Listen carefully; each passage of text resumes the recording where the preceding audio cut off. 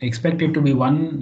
The output is expected to be 1, but it is stuck at 0. Similarly, if U is stuck at 0, it will get detected. Right. Because if U is 0, then this will become 0. Similarly, is there any way U can become 0 because of these inputs changing? See, the only way it will become 0 is if both these change to 1. But that is not, a single stuck-at fault. Okay, so we will not be able to detect anything other than U0. Okay, so I believe these are the only two vectors. I'm sorry, these are the only two faults that 0, 0, 0 will detect.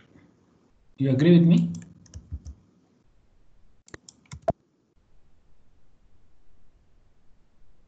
Everybody agrees?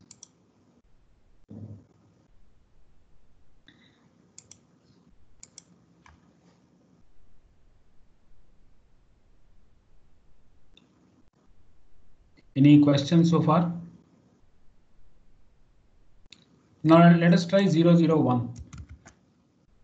Okay. Unfortunately, looks like there is no change in the simulation, right? It is the same. But the good thing is, if B2 is stuck at 1, right, that will cause U to change to 0 and D to change to 0. So this will also detect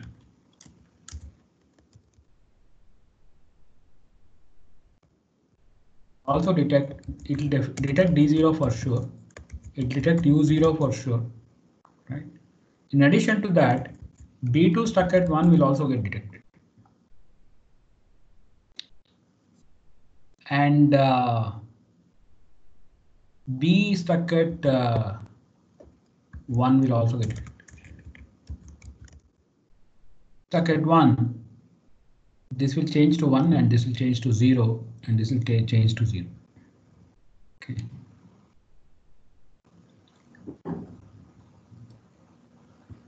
But when B changes to 1, nothing happens here. So this remains 0. Okay. So that's clear. Now consider 1, 0.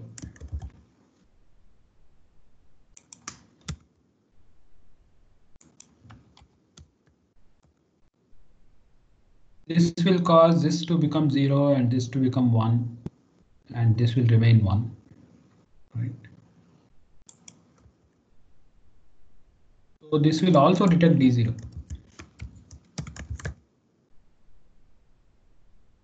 Also detect D0. It will also detect U0.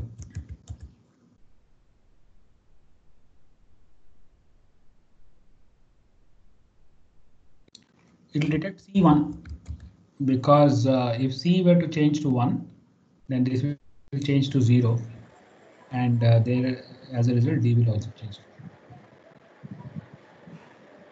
Can't think of any others.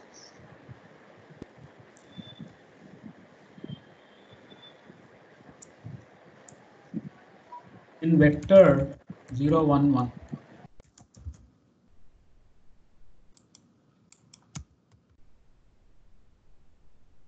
Now this simulation will give me a 0, right? And this simulation will give me a 0.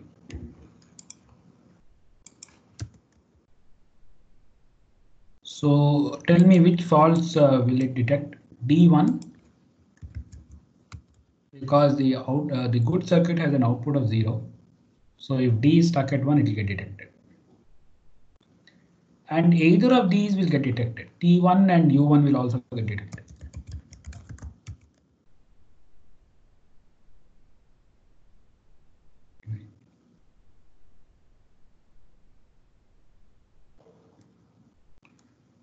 Is there anything that can happen here which will cause T to become 1? Yes, A stuck at 1 will cause this to change.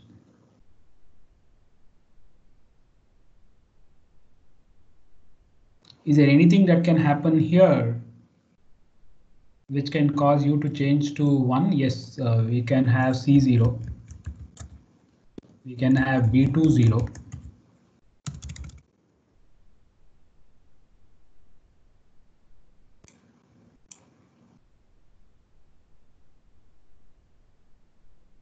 We can also have B0.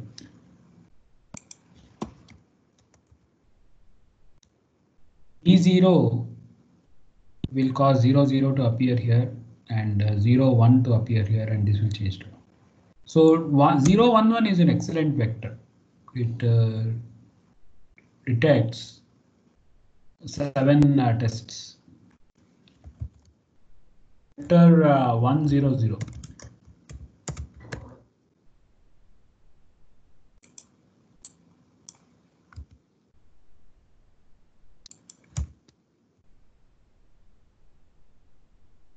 So this will remain 0. This will remain 0. And this will remain 0.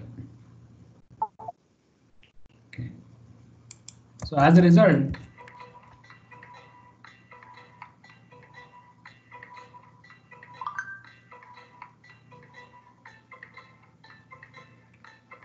what will happen to the output? D1 will get detected.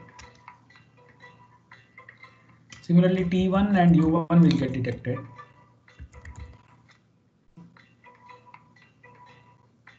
And B1 1 will get detected. Okay.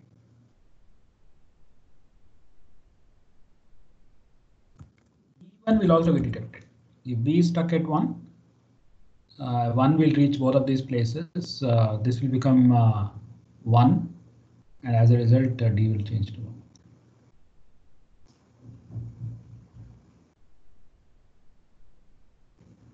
Then B2 1 will also get detected.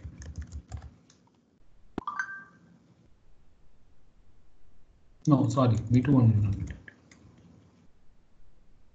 That's it. I don't think anything else.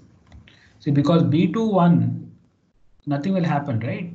This C is already 0. So as a result, nothing will happen. Okay. So yeah. U will be 1 in 100 case. 100. U will be 1, is it? Oh yeah. Sorry.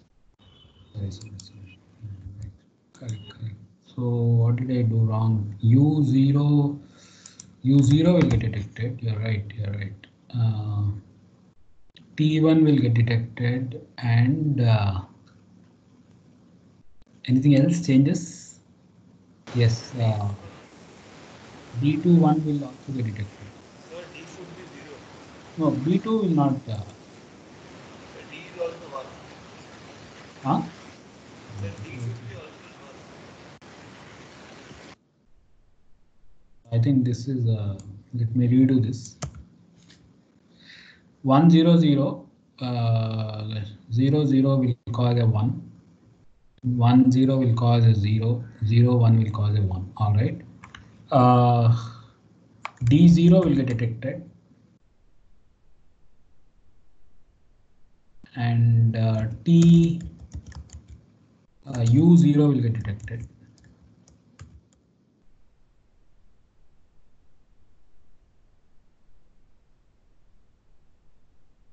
Okay. And that's it, right? There's nothing else that can happen. Because for U to change to 0, both of these have to change, which cannot happen. Okay. So there is no difference between 0 0 0 and 1 0 0. So now let us try 1 0 1. That will still have a 1 here, and this will have a 1, and this will have a 1. So D0 will get detected. See, T0 will not get detected because this is already 1. Similarly, U0 will not get detected because this is already 1. Okay. Anything else?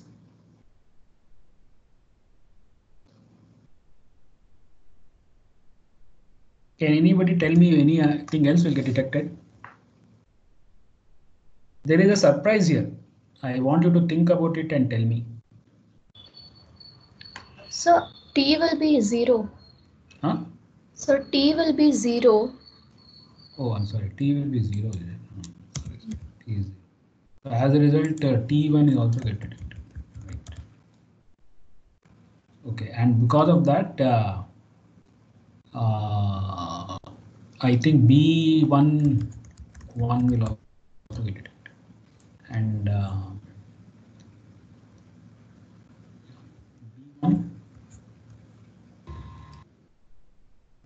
can you tell me whether B1 will get detected?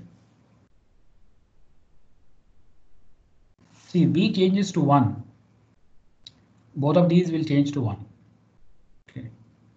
So as a result, this will change to 1, right? But unfortunately, this will change to 0. Okay, so the output will remain 1. So unfortunately, B1 will not get detected. This is what I wanted you to tell.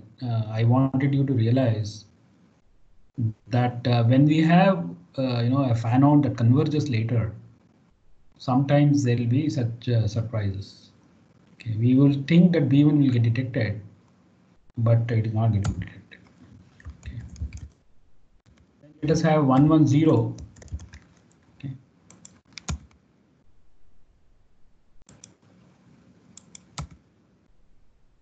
That will cause this to be a 1 and this to be a 1 and this to be a 1. D0 will get detected. Okay. But unfortunately, neither of T0 nor U0 will get detected. Okay.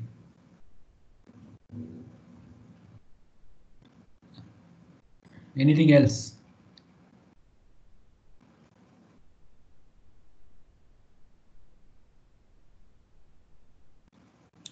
I suppose that's all. I don't think of any other thing that can change. Okay. Finally, vector 1, 1, 1.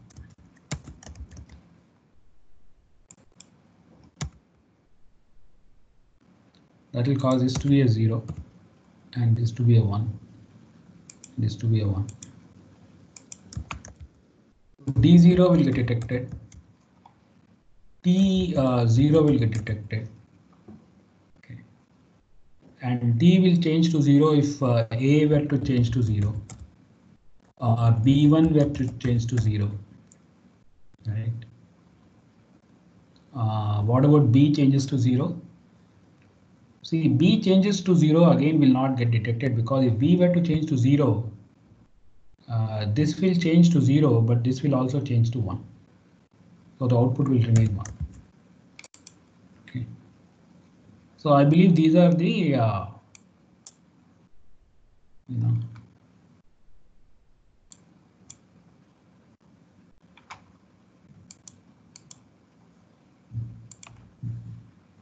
Now how do you get the minimum number of test vectors? Okay. See, this is like what problem is this? This is what we call as a set cover problem. Okay. We have to select those sets that cover all the faults. Okay. Unfortunately, that is a hard problem. That is in computer science, we call it as an NP hard problem. Right? So there are no efficient solutions for this. Okay. But we can use heuristics. So we can use a heuristic that let us be greedy and pick this one because it seems to cover a lot of faults. Okay. So if you pick that, okay, see D1 is already covered and looks like this is the only fault, this is the only vector that covers the D1. T1 is already covered, so we are not worried about that. Okay.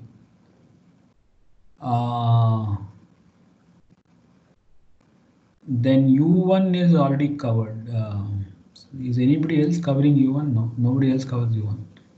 A1 again nobody covers. C0 Nobody else covers. B2 0.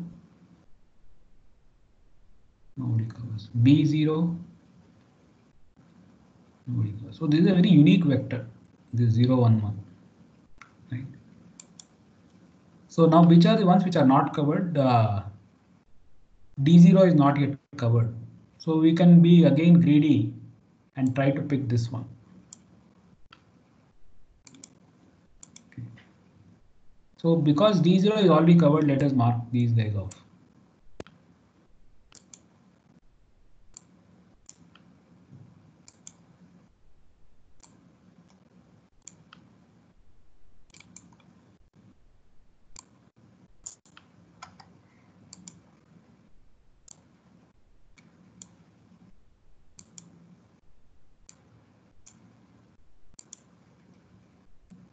Similarly, U0 is covered, so this is also not of any interest.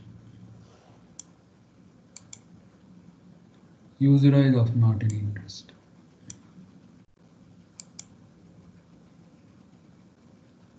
Then B21, B1. So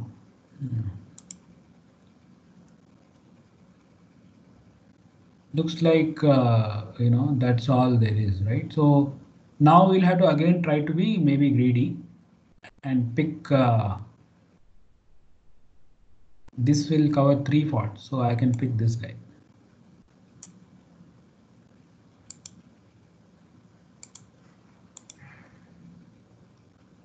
So this is already covering T0, A0, B10. Okay. So it appears to me that I had to pick this guy because C1 only this guy covers.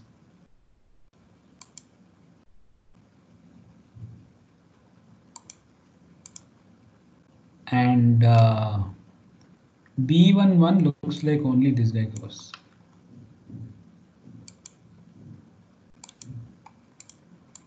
Okay.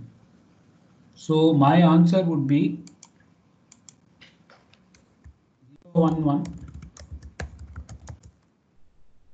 then 0 0 1, right?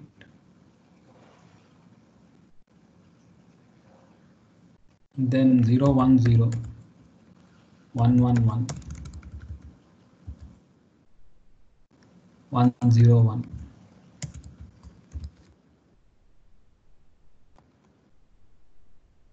Any others? I should have colored these. I took this guy, then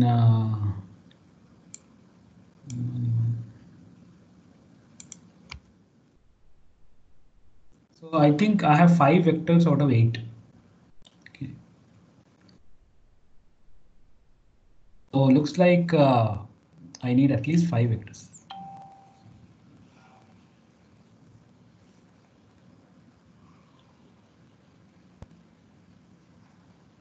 You may find a slightly better solution. It is possible that you picked a different one. Did anybody find with 4? Did anybody get a solution with only 4 vectors?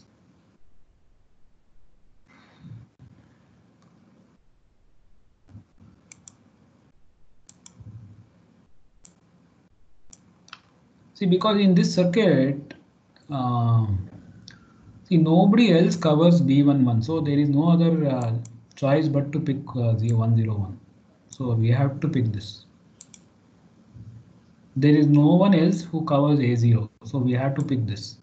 So there may be some unique detections happening, and as a result, we may end up covering more. Okay. If I am willing to make, let us say,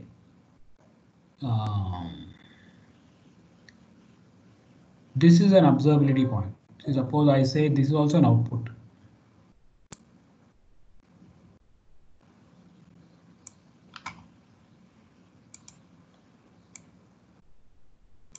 Then I have more flexibility. I can find faults getting detected either at D or at E. If I call this E, then I have more scope. Okay, so the more outputs I have, the more chances of detecting the fault. Okay, but that would also mean more I/O, right? More pins, which is difficult.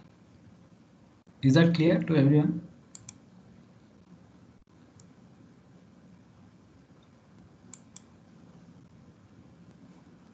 Somebody is saying this T1 should not be there. Huh? In 101, see if I have 101 here, Balbir, who is saying this? Baldev Raj. Baldev Raj, if I apply a 101, that will cause a 0 here, right? And a 1 here, right? And the output will be 1. So if this were to change to 1, this will change to 0. So I think T1 should be here. Are you convinced, Baldev Raj? Razada Razda Bisain.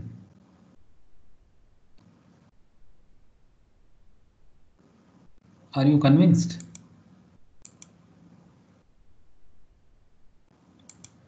Okay. So as you can imagine, if I have a bigger circuit, see today the logic circuits may have maybe thousands of gates, right? Maybe even larger, tens of thousands of gates. So there will be a need to try to automate this solution. We can't do this by hand, right? So there are commercial simulators, commercial test generators, okay, which will read this description of the circuit, right? And they will, generate the list of faults, okay, and then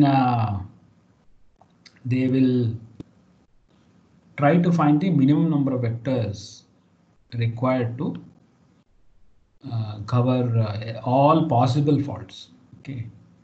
In this example, I am getting what is called 100% coverage. So if I pick this test set, my coverage will be 100% because I have looked at every possibility. Okay, I'll get 100% single circuit fault coverage.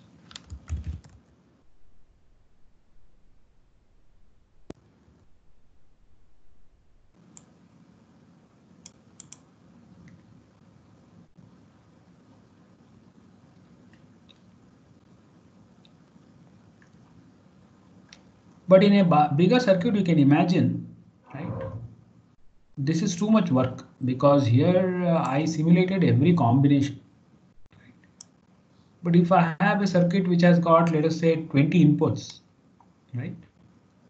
How many simulations will I need? 2 to the power 20 possible simulations, right? So this approach will not really work. It is too expensive, right? It'll call for 2 to the power 20 simulations, right? See, take a simple 16-bit adder. Okay, how many inputs does it have? It has two 16-bit numbers as given as input plus a carry input. So it has 33 possible inputs. Okay. And there is no way we can have that many simulations going on. Okay. So what do we do instead? We rely on a little bit of random testing. Okay. We will select random vectors and do this simulation, right?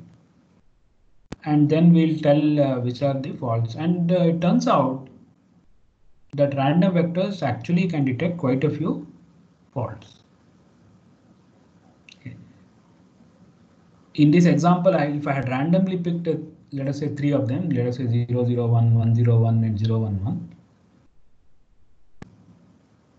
it is this vector, okay, which if I pick it randomly, I'll be very lucky. Okay, so there is a small chance that I will not pick this. Okay, so usually random testing is able to cover quite a few faults. Once we eliminate those faults, we are left with a smaller number of faults. Okay. Then we'll try to use this test generation. Okay. We'll try to be intelligent about how to generate a test for that particular circuit. See, here we were just doing lots of simulations, right? And then we got this fault sets for each test vector, and then we reduce this to a set cover problem. Okay, that approach will not work for large circuits. So in large circuits we will also need what is called as test generation, targeted test generation. So you are given a big circuit and you are given a specific fault, and then you are trying to see whether there is a test vector that will detect that fault. Is that okay?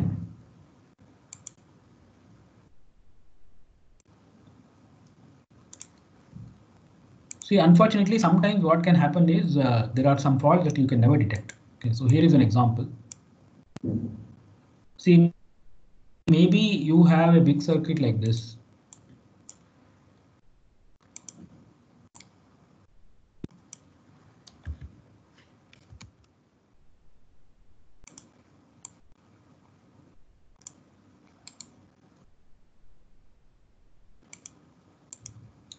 See, in that larger circuit, you are using some smaller IP, which was designed by somebody else. Okay. And see, as you know, when we reuse circuits, we may not connect all the outputs of this. Okay. See, this circuit, let us say B1, it produces a lot of outputs, but we may not be interested in all of them, and we may only connect these outputs to this guy.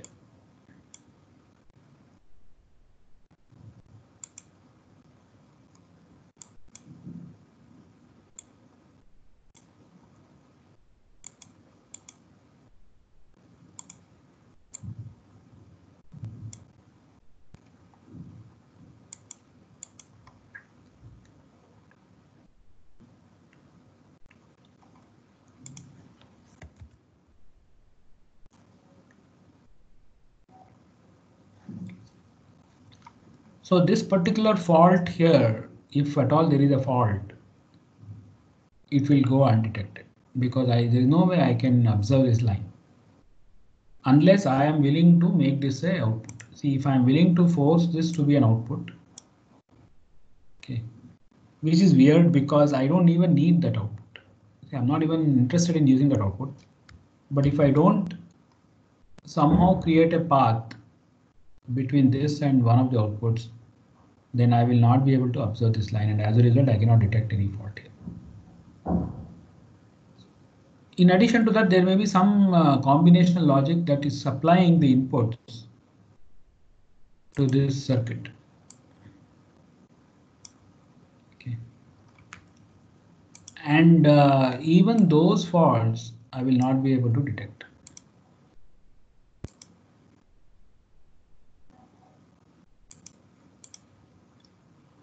Not only will I miss this fault, a stuck-at fault here, but there may be some stuck-at faults which are happening here in this what we call as the fan-out tree, right? And they will all, if they are also going to the other parts, then we are saved.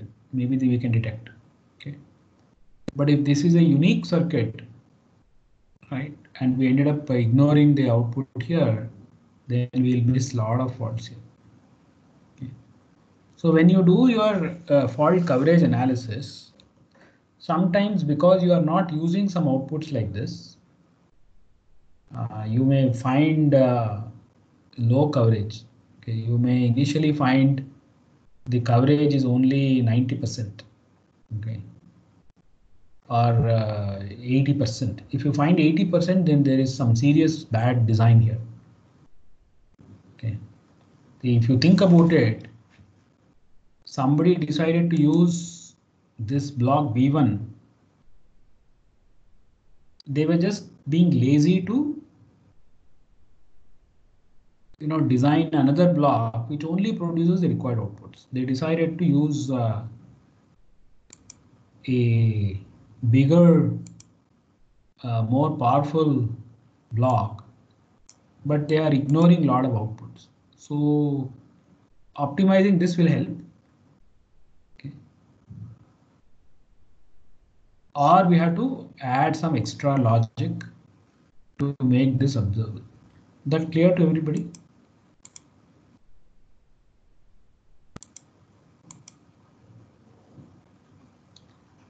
So if I give you a combinational logic block, right, and I analyze this block for coverage, right, somehow I can work with the tools to get the coverage up to a very significant level. Okay, I may be able to get 98, 99% coverage.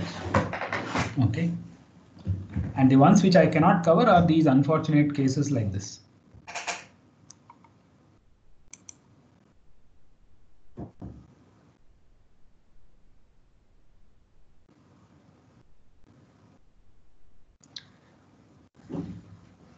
So then you have to argue as to, is it okay to not cover them? Okay. What is the danger in not covering this fault? Okay. Because this circuit output is not even going to be used. Okay. If there is a fault here, maybe it doesn't even matter to me. If the fault does occur, it doesn't matter. Okay. So sometimes people will convince themselves that it is okay if this fault does exist. I am not going to worry about it. Okay, it's not going to affect the output.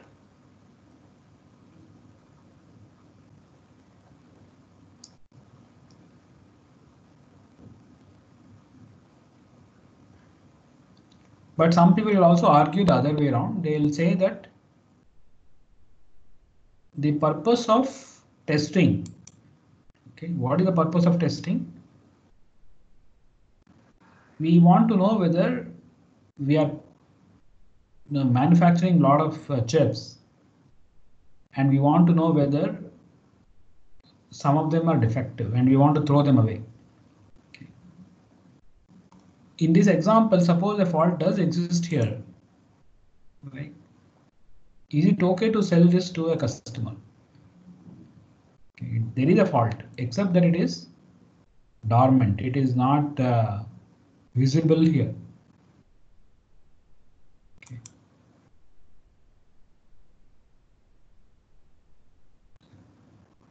Some people will say it's okay. Some people will think that it is not okay.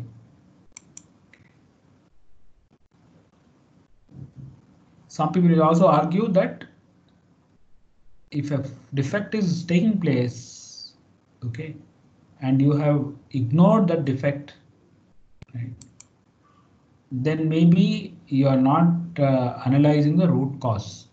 Okay, there may be some other process related imperfection that you could not catch. Okay, so it's possibly a good idea to catch all faults that you can. So some people will argue like that. So there are no good answers to these questions.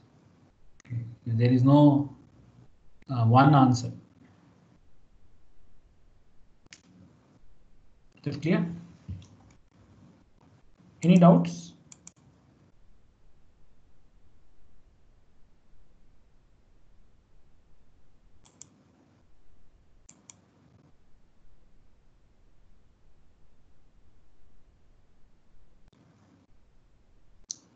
Now, what if my circuit has,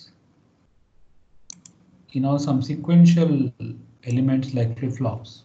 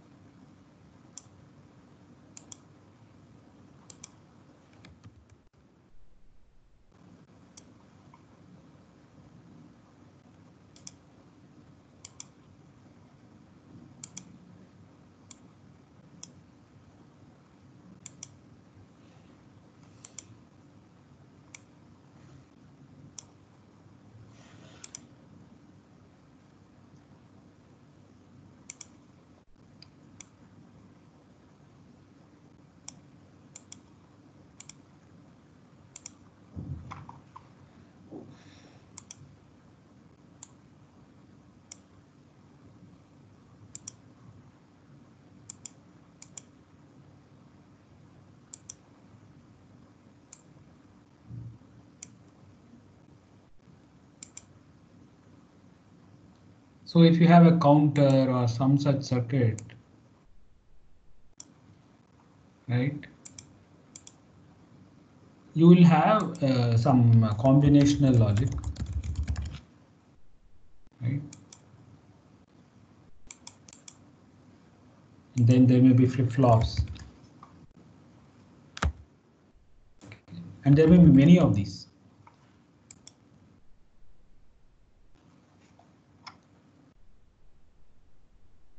So the problem now seems to be that, see, only these are, where I can measure the values. I can only observe the values here, and I can only set these to ones and zeros. Okay, so that's a big problem. Okay. If I have the same circuit here, right, and maybe this circuit was here.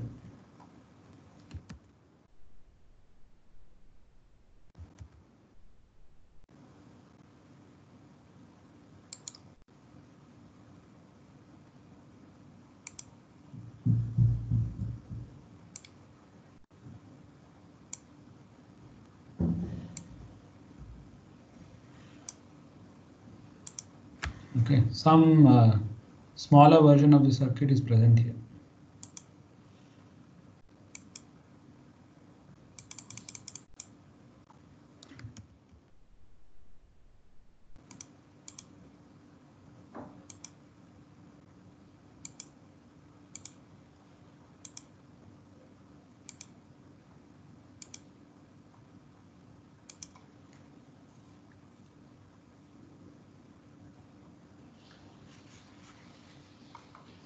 These inputs may be going here. Okay.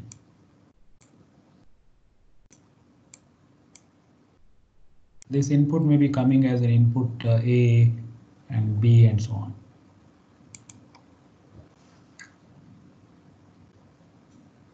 So if this was a purely combination circuit, then I'll have access to B and C. But now this B and C may be coming from here. So I won't be able to set them. Okay. So it causes a difficulty. See, if there is a stuck-at fault here, right? I cannot send it to any value I want. I mean, if my intention is to set this to 1, then that means I have to set the output of this flip-flop to 1. And then in order to set that to 1, I'll have to figure out, how I can set the flip-flop to any logic 1 state. Is that point clear to everybody?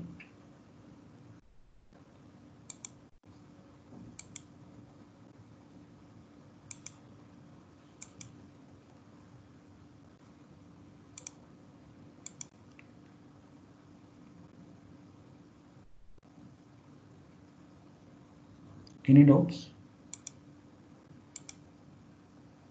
So the problem seems to be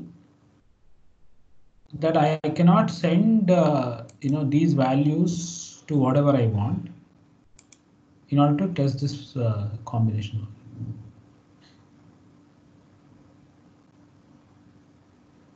If I want to make this a 1,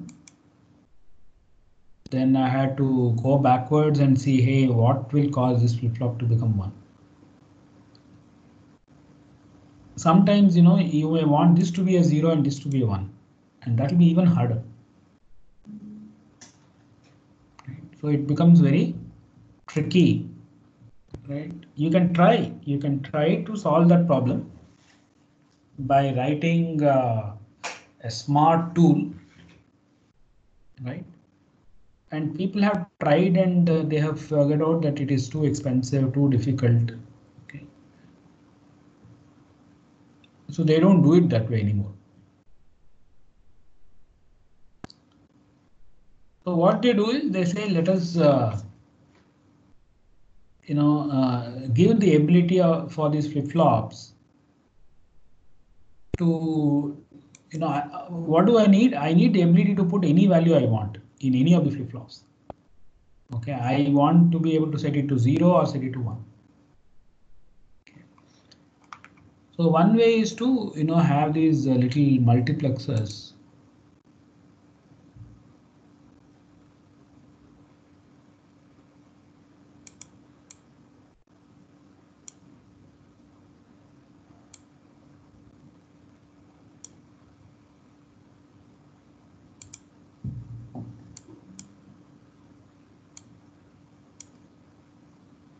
So you have a multiplexer here.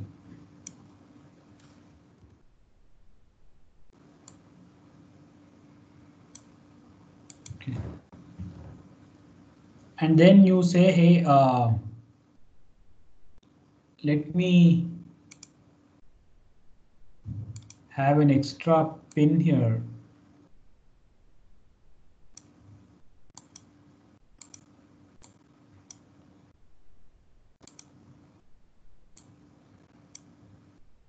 Okay.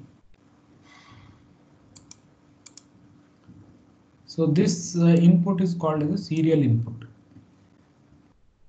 or what is also sometimes called a scan input.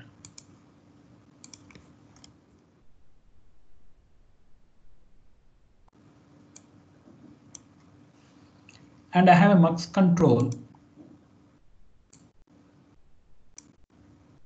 If I set this to a 1, then the scanning goes there. And if I set this to a 0, this comes here. So I have not changed the functionality of the circuit, but I have given an additional functionality that I can put any value I want into this flip-flop. If I put a 1 here, then this 1 will go here. If I want, I can do a similar one here, okay, but that will be too many. So we can't afford to have that many pins. So what they do instead is they will say, hey, let us shift this value here.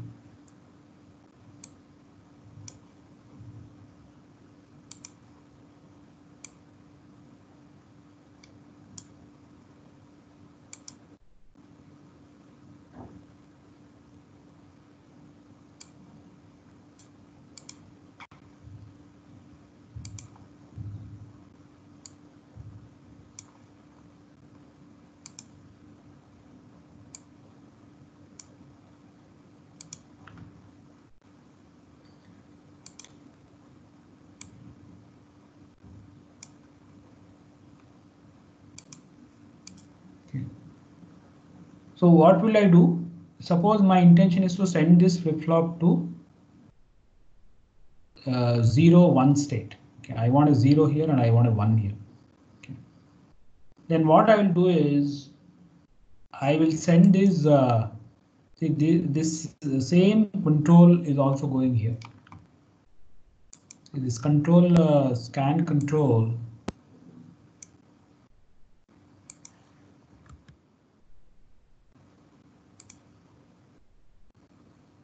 This is the same one.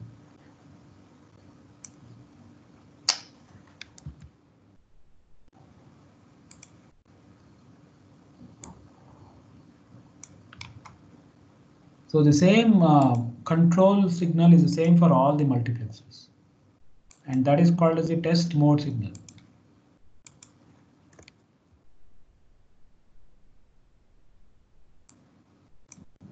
So if I make that 1, then all the multiplexers will take the lower input.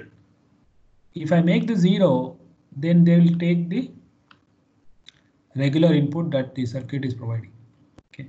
So this is a test mode signal. If it is 0, then it is in the normal mode of operation. If it is 1, it is in the test mode of operation. So in the test mode, when I clock this flip-flop, this scan-in will go here. So I can initially put a 0 here and I clock it here. So now FF2 is 0. So I will have a initial stage scan-in equal to 0. Then FF2 and FF1 are both unknown. Then when I clock it,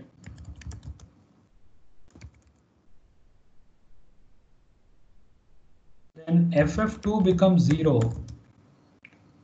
right? FF1 remains X, right? And I can make scan-in equal to 1, and FF2 is still 0, and FF1 is still X. Now if clock is rising, then FF2 will become 1, and then FF2, the output of FF2 is available to FF1, so that will go here. So tell me if this is correct. Okay. So initially, both the flip-flops had unknown values. Okay, in the first clock cycle, FF2 got the value 1. I'm sorry, 0. Okay. In the first clock cycle, the FF2 got the value 0. And that is available at the input of the mux for the second clock cycle. And as a result, FF1 will become 0. Meanwhile, I have changed scan into 1. So my intention of loading the flip-flops with 0, 1 will work. Okay, so basically I have converted these into a shift register. So this shifting is happening. See, between scan in, okay, this path, okay, suppose I color this all in maybe thick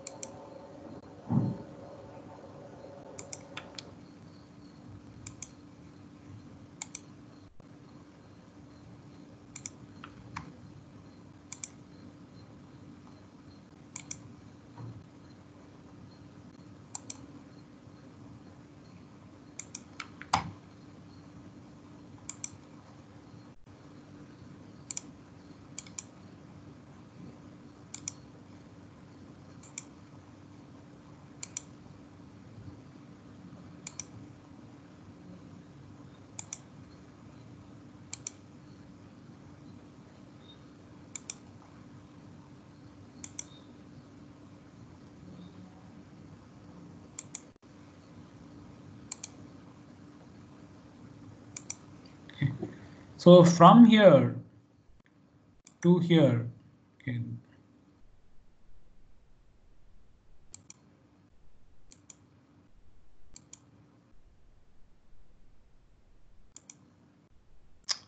See, this is the problem.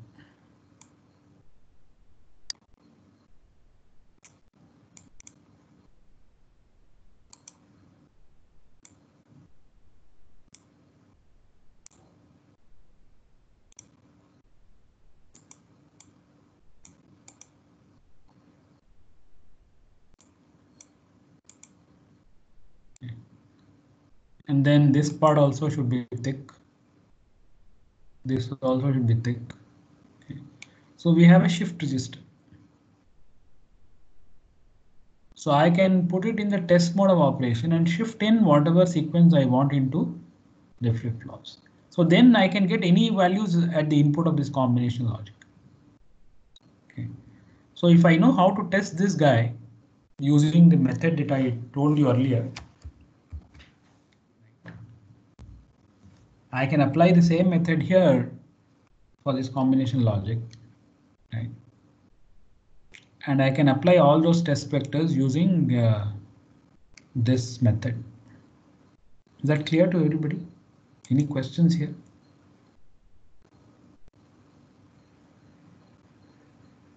Any questions? I'll give you a few minutes to think about any questions.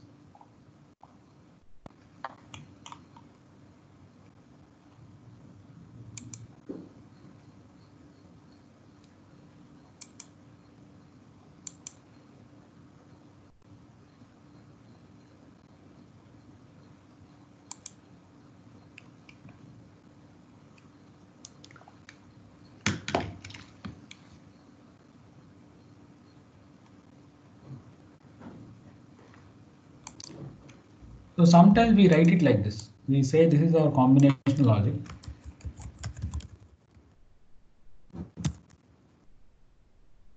And here is all those flip-flops can be thought of as a register.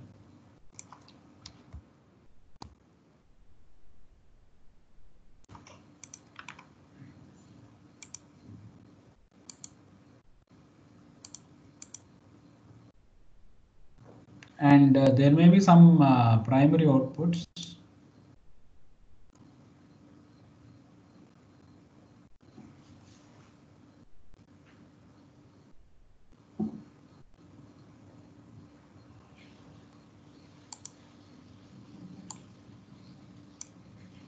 And there may be some primary inputs.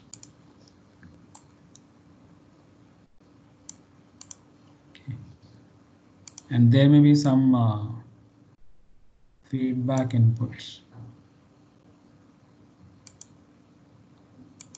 Coming from here.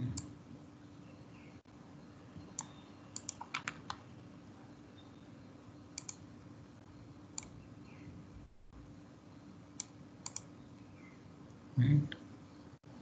And similarly, there may be feedback lines coming from here and here.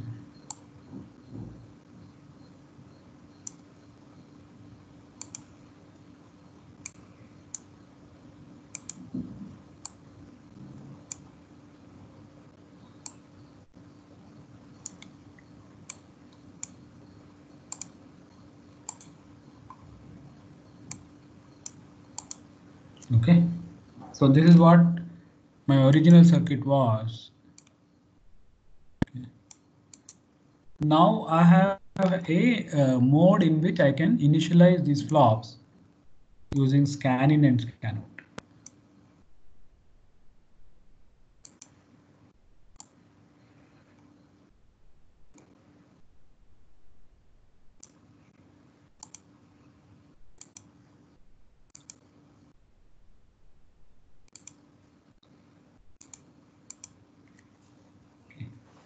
The addition of we also had to add some extra circuits. The muxes are new. Okay, then some extra pins were required. This scan in, scan out, then mode, right? And we may also need a new clock. Okay, the clock that we normally use to test this, to run this logic. Okay, the normal clock that I may not be able to use during the scan mode. Okay. Tell me why. The clock that we normally use, right? I may not be able to use the same clock during the test part. Okay, this is also called scan test. So the way it will work is, this is a test procedure. So if I want to apply a particular test vector to test this logic, okay, the ones which I can, the first thing is to put test mode equal to 1.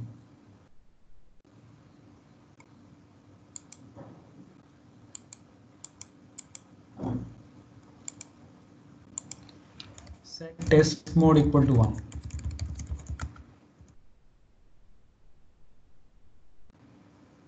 Then apply n clocks. N is the number of flip-flops. Okay. And control scan in so that we can initialize the registers.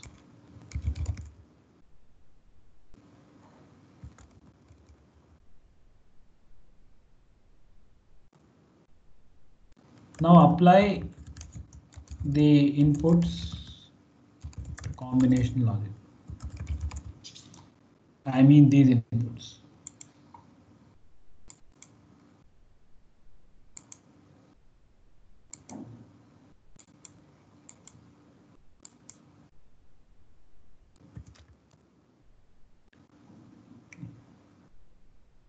See, now it is go to normal mode.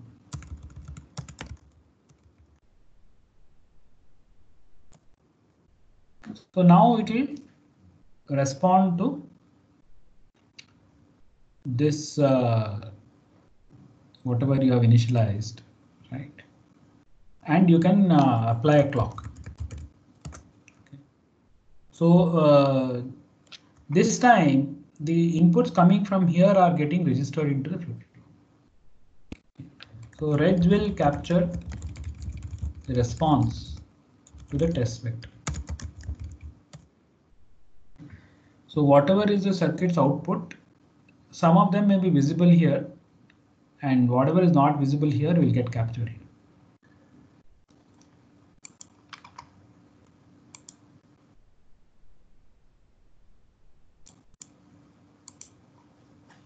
Fault may be visible at the output or at the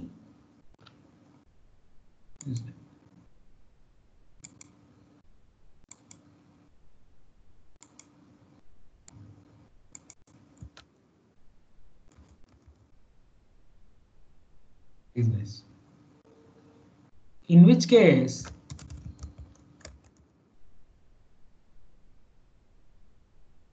the faulty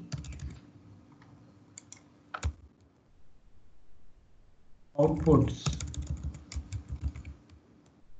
get captured the register, scan register. So now you can set test mode equal to 1. Okay. Then clock n times and look at the response. So if there was a fault in one of the bits, you can observe it when shifting it out.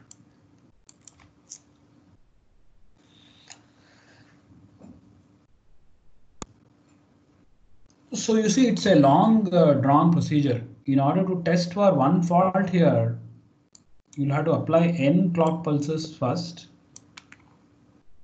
Okay.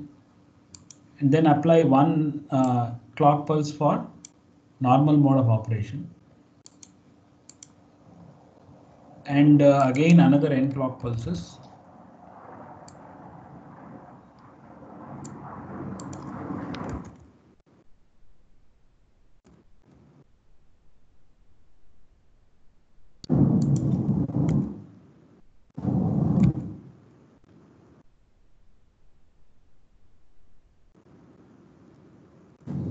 So you will need 2n plus 1 clock pulses, okay, to apply one test.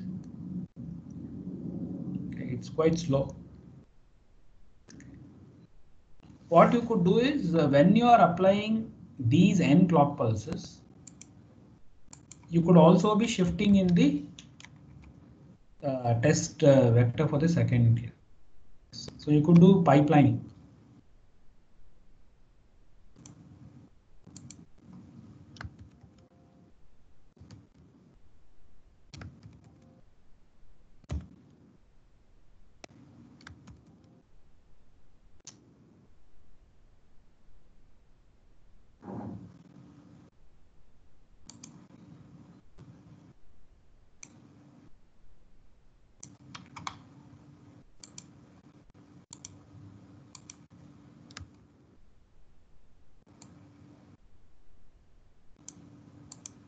Okay. So this is the first test vector. This is the second test vector and so on. Okay. But the number of clock pulses will be proportional to n when n is the number of flip-flops. Okay. And if you have, let us say, 5,000 flip-flops, okay, then approximately every test takes 5,000 clocks. So if you have about 1,000 vectors to apply, so you will approximately need 5 million clock pulses. It's going to be slow.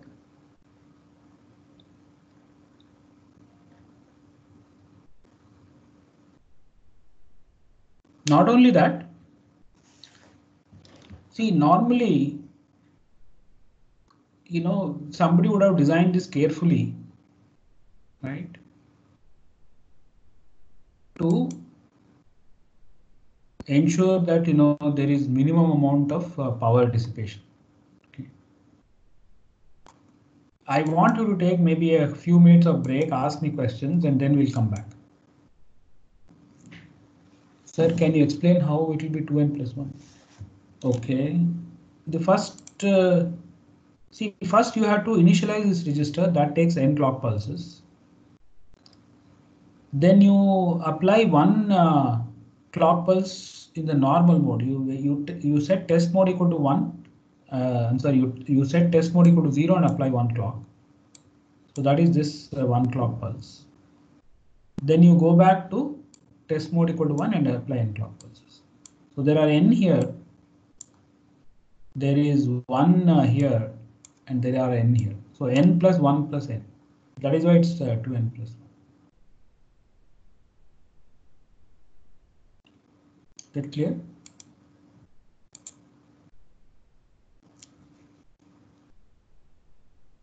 Any other questions?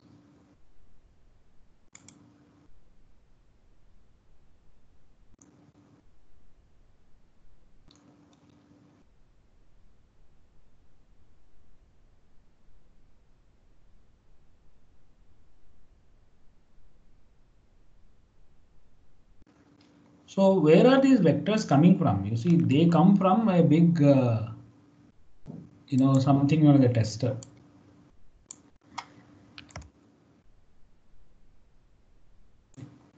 It is that guy who has to provide, you know, the scan test vectors. Okay. And he has to look at the outputs coming from here and compare, right? So you think about the tester, right? If you have a circuit with, let us say 5,000 test vectors, right? 5,000 test vectors. And let us assume that there are 1,000 flip-flops. Okay. So the number of bits this tester has to remember, it will be for each test vector, it has to remember all these guys. The tester will also supply these inputs, right? And it will also look at these outputs and these compare, right? So it will require a lot of memory. The tester has to have a great amount of memory to be able to test the circuit. So this is known as an external testing. So it is external testing. Whereas yesterday when we talked about built-in self-test, there was no need for an external tester. We were saying we will use a built-in self-test.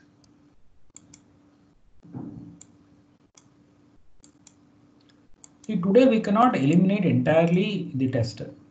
Okay, when the original built-in self-test was proposed, the idea was to see if we can completely eliminate the need for a tester altogether. But built-in self-test does not really go and produce 100% coverage, right? So it has to have, we will require some form of test equipment.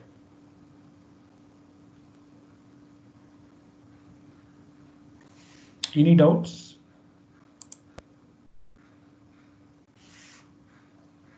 Yeah, the register, there are two clocks to the register. One is meant for the usual normal mode of operation, right? And there is another clock which we use during testing, right?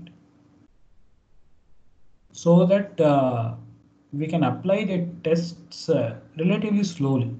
Okay, we can't apply the scan-in operation at very high speed, because if you do that, there will be too much of activity in the circuit. Okay.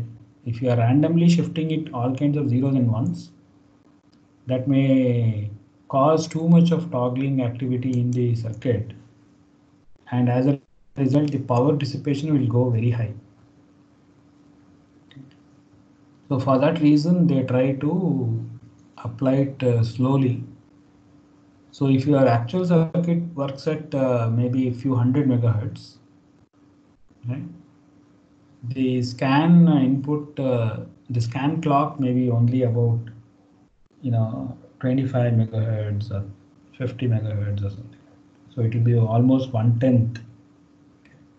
So that also makes the application of the test slow. So it will take a lot of time to apply these tests. So I was giving it example of 5,000 vectors, and each test vector has, let us say, I'm sorry, each there are 1,000 flip-flops. So we are talking about 5 million cycles. Okay. And if you take it at 50 megahertz, okay, what is the clock period for 50 megahertz? It will be 20 nanoseconds. So 20 nanoseconds multiplied by is it 1 million or 5 million? 5 million multiplied by 20 nanoseconds. So how much is that? 5,000 patterns, 1,000 flops. That will result in 5 million clocks.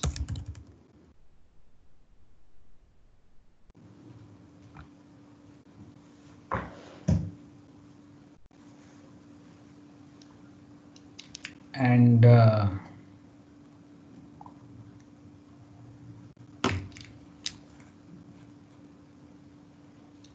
assuming clock frequency is 5 megahertz, 50 megahertz, which is pretty high, we'll need 5 million multiplied by 20 nanoseconds. That is how many milliseconds?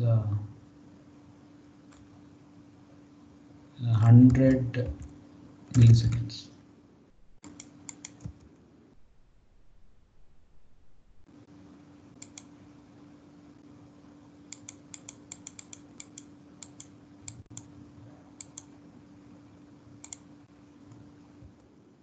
Which is about 0.1 seconds.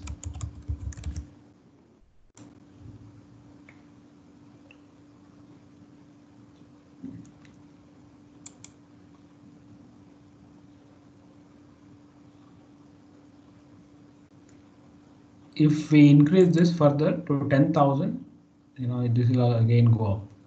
If I reduce this 50 megahertz, because then the tester must be capable of generating such high clock frequency. Okay.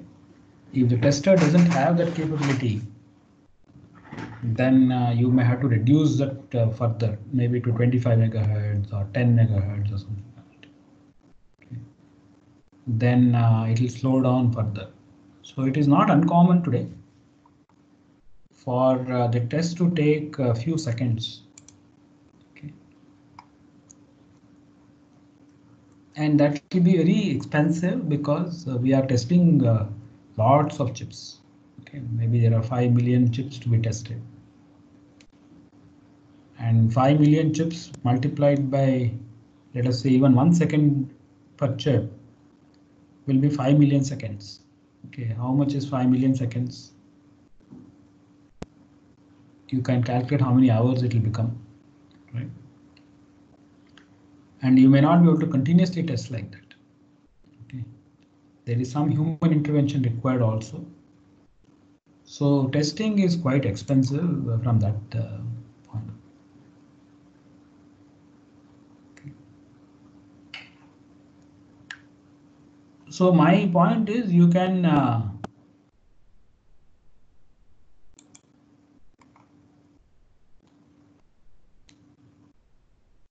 apply System Verilog for simulating these kind of things. Okay. So the application of these test vectors and all that, right? That is how it will be done.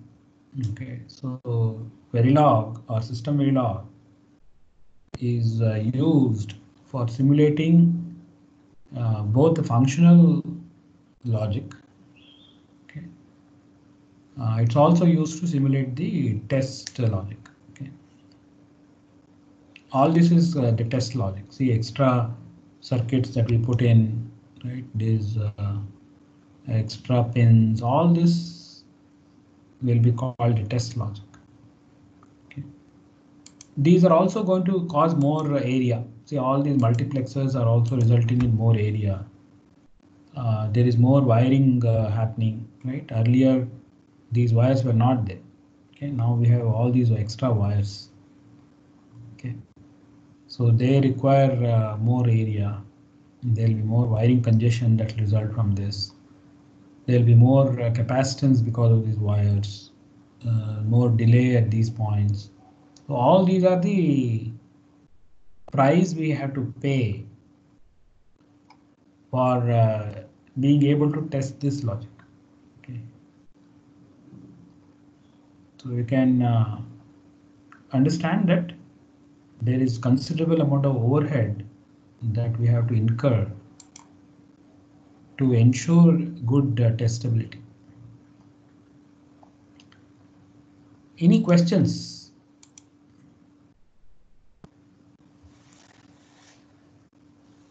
Any questions?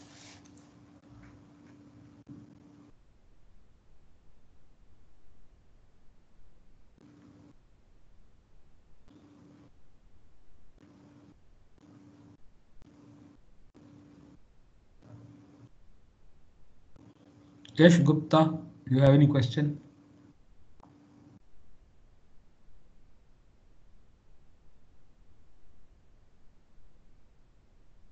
Harish, Chaitanya,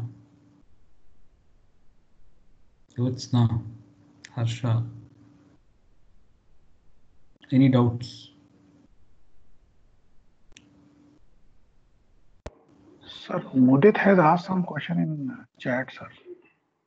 Oh, if you could scroll up regarding the exercise.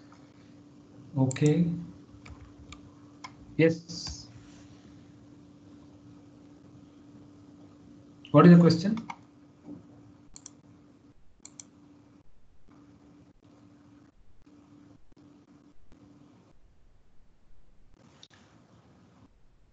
You can unmute and talk because you are the only one asking a question. Hello, sir.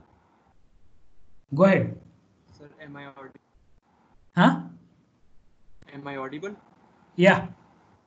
Sir, I was asking why did you take B1 stuck at 1 or B2 stuck at 1 or 0 Okay. while as well as taking B stuck at 1 and 0. Yeah. They are coming from the same input B itself. I Yeah. was confused regarding that. Yeah. See, the thing is, in reality, this wiring may be done something like this, right? See, if you wire this circuit up, there may be some metal or poly or whatever which corresponds to B, right? And then there may be a maybe this is also there is some connector, maybe via or something like that. Assume that these two are in another metal layer or another some other layer, something like that, right? So it's possible that this is your okay. So it is quite possible that this connectivity is all right. See, B is all right. There is no fault here. And it is also able to go here to B2, but B1 has a problem. There may be some open here. So it is to be distinguished between B stuck at 0 and B stuck. Is that clear? I could have B1 getting stuck at 0 without hurting B or B2.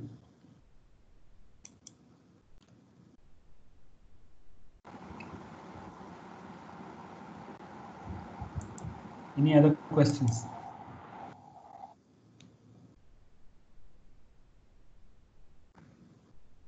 What else?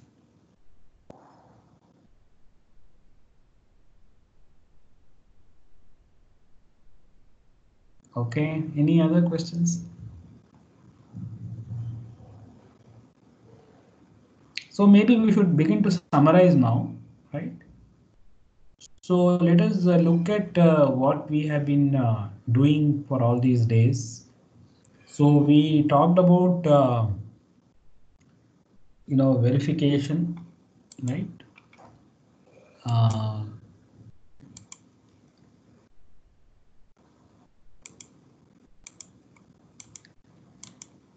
Verification and hardware verification languages, right? And I pointed out that System Verilog has become popular for verification mainly because of all the constructs that it provides, object-oriented programming and all that stuff, because of which your verification code will be hopefully much less in number of lines. Also maybe you can avoid bugs that may happen in verification, right? So that is the reason why System Verilog has become a little bit more popular. Hopefully I pointed out to you that we could use other modeling languages. C itself could be used for modeling hardware and simulating hardware. Just that it depends on what we are trying to accomplish. Okay. If you're also interested in modeling clock and timing, then maybe we should leave it to Verilog because it handles that part pretty well. But if our only interest is in functionality, maybe we just want to know whether this Booth's multiplier really works. Okay. We are not sure whether it will really work. Okay, our design may have a flaw, right? So we are interested in just checking that out. So then we have to use, we could use C or C++ or any other language. Then we can also use System Verilog, maybe a subset of it for design purpose also, right? So the synthesis tools recognize a subset of System Verilog.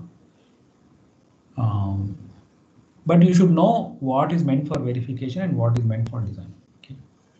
It will be very sad if you assume that all these class etc. are supported in design and then realize that it is not, right? So don't use those things for design purpose. They are only meant for verification only. All the associative arrays, all these things which we talked about, they are really meant for making the job of the verification engineer a little bit easier. We gave examples of where all we can apply system Verilog, and one of the things I talked about is built-in self-test of both memory and logic. And today we also talked a bit about, and yesterday and today we have talked a little bit about external testing, right? And it's a major activity, right? The simulation of test vectors to find out, what will be the response of a good circuit is a very common activity. Plus, we may also be interested in simulation of the faults to see whether the fault gets detected or not. That is usually done by the test generator. Okay, the automatic test pattern generator usually does the fault simulation. So the simulation of circuits has a lot of applications, not only in functional simulation but also in test simulation. Right. So that is hopefully what I have communicated to you, and you are welcome to ask me questions. So I'll leave the remaining whatever 30 minutes for Q&A instead of trying to cover something else. And you will get a lot more if you use either Verilog simulation tool which may be available to you, or the system Verilog tool may be available to you. The one which I told you, that Icarus, is a very small subset. So I don't think any of the things, all these class, etc., only some very limited versions maybe you can do. So can we get a brief insight of verification in industry? What do you want to know about? Whatever we have discussed is only verification. What is the additional insight I can give you? Case study means, see, people are designing larger circuits, like maybe you have a microprocessor or a DSP, or you may have various controllers, peripheral controllers and so on. Free from a complexity point of view, they are bigger, right? But the principles which we have studied are the same. So there is nothing different that is happening there. It's just that the size wise, they are big circuits.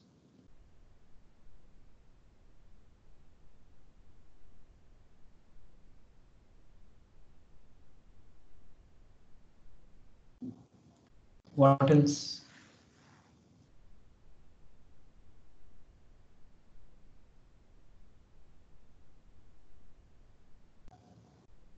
Any other questions?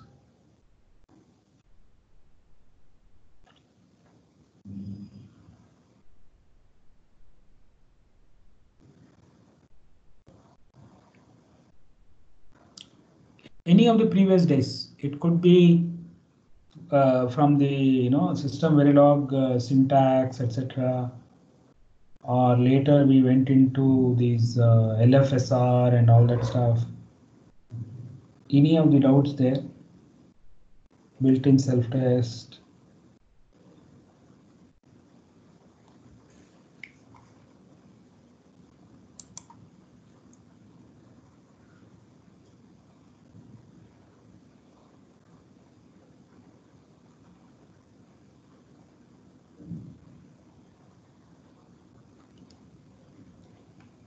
Doubts? I hope you will also attempt the exercises which I have given you, right? And hopefully you will submit them to Professor, the MNIT team, right? That will be useful, because only then you will, really try to use the knowledge that I have passed on to you, right? You will have a weekend coming up, so you can try during that time. So Vineet, anything else I need to cover? So I'm not seeing any questions. I think, sir, probably I think they have no question. Then probably we can consider that they are getting everything. So it's good. Coverage is 100%. Huh? All right. Sir, So let actually, us. Yes. as a digital guy, we always have a two possibility, 1 or 0. So Yes. probably with your input, we expected it should be in a one logic or nearer to one logic. Okay, sir. If you have got it, fine. It's great.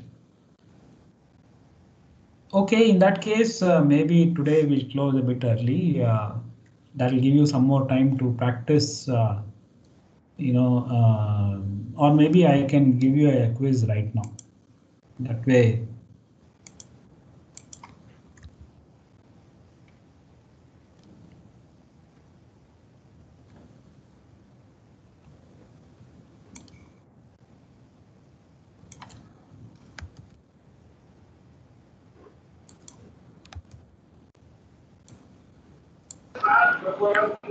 Sir, we usually evaluate them in a comprehensive quiz on 6th day after tomorrow. So No, I'm just some giving of the for questions. passing time. Yes, yes. Not. No, I'm sure, not sure. interested in So, their yes, sir. evaluation. We'll request you for some more questions for day after tomorrow. Their quizzes there. Sir. Oh, yes. Thank you, sir.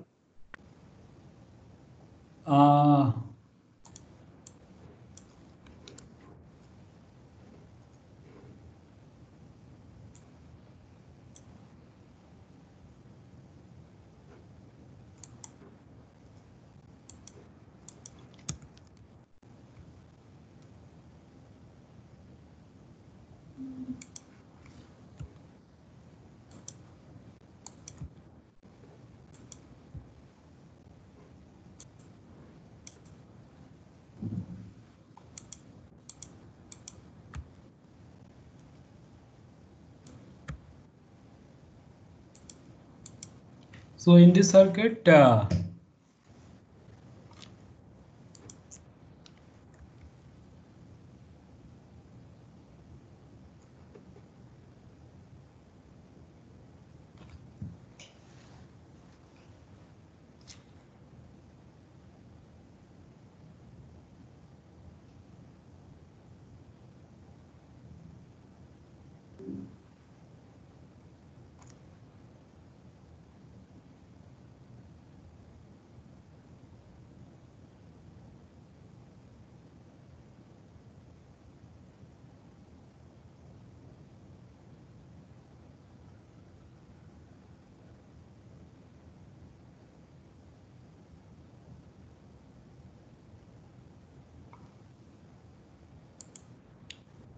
there may be more than one answer.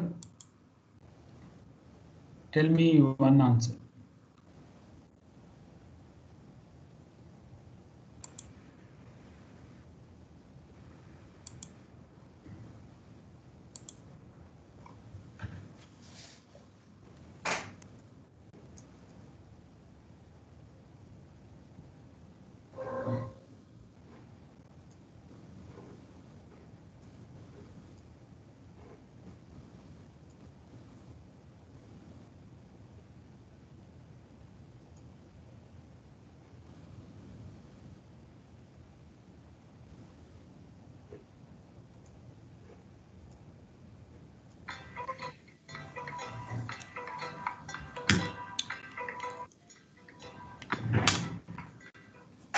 Hello, हाँ आपने postpone किया था ना, कि आज है अभी?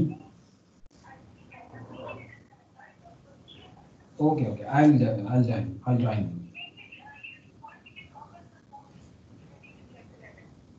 Okay. नहीं, just give me 2 minutes, I'll call you back.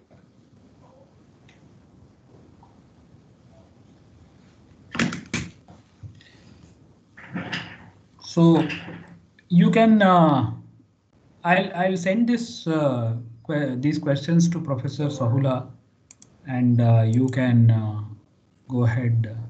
Somebody has given an answer as 0, 1, 1. So 0, 1, 1, yes, that will work because that will cause D to become 0. So any input that causes D to become 0 will work. Okay. So let's conclude today, and we will,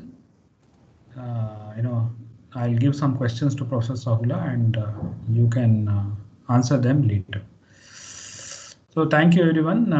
It was a pleasure talking to all of you. Bye-bye. Thank you very much, sir. Thank you, sir. Okay.